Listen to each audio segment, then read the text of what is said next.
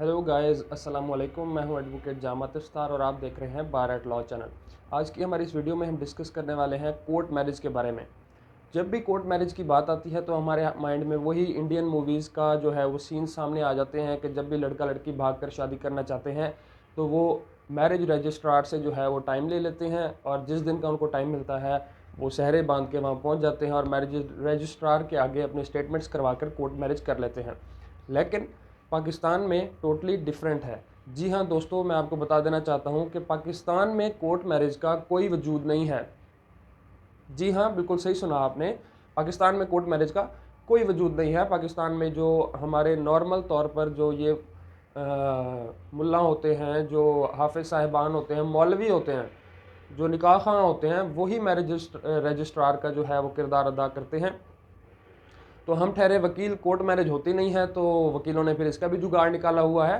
तो नॉर्मली किया कैसे जाता है कि जब भी कोई लड़का लड़की भाग कर आते हैं या लड़की अपने घर से भाग कर आती है और कोर्ट मैरिज करना चाहते हैं तो वकील जो है वो अपने ऑफिस में ही निकाह खां को बुला लेते हैं। वो अपना रजिस्टर लेके आ जाता है और नॉर्मली जिस तरह निकाह का प्रोसीजर है उसी तरह उनका निकाह पढ़ाया जाता है। फ़र्स्ट ऑफ़ ऑल, निकाह पढ़ाने के बाद हमने फ़ाइल करनी होती है हिरासमेंट पिटीशन लड़की की तरफ से उसके वालिदैन और उसके भाइयों के ख़िलाफ़, जिसमें वो एडिशनल सेशन जज साहब के पास जाकर बयान दे देती है कि हाँ जी, मैं अपने ख़ुद जो है वो अपने होशो हवास में ख़ुद इससे शादी करना चाहती हूँ। मैं घर से कोई ज़ेवरात लेकर नहीं भागी, ना मैं भागी हूँ।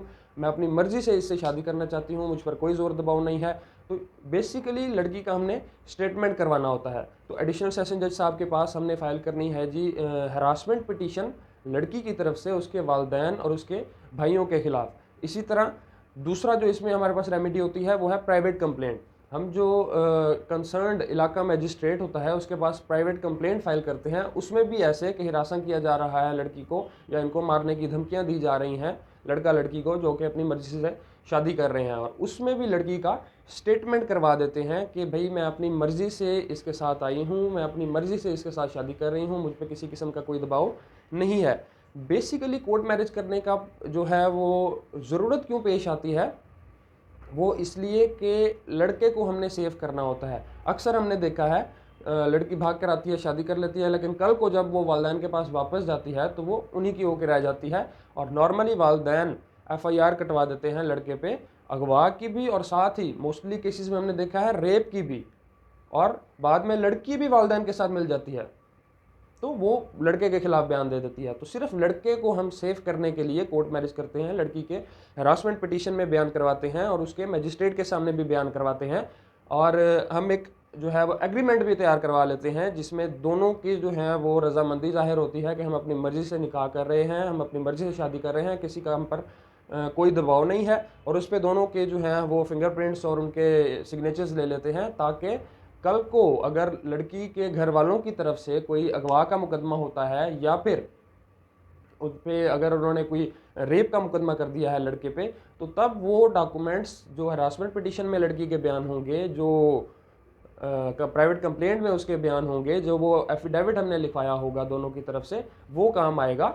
मोस्टली प्रॉब्लम तब नहीं होती जब लड़की लड़के के हक में बयान दे रही है।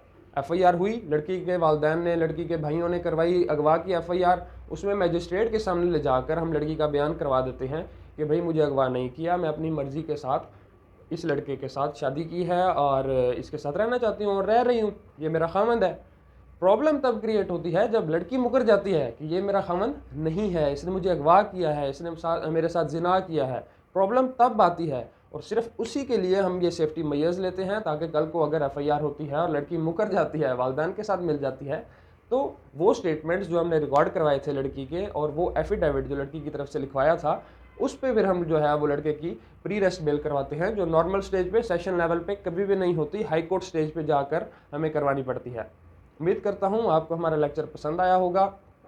मज़ीद वीडियोस के लिए देखते रहिए हमारे चैनल को, वीडियोस को देखिए, उसको लाइक कीजिए। कोई भी आपके पास क्वेरी हो तो कमेंट्स में आप जो है वो पुट अप कर सकते हैं।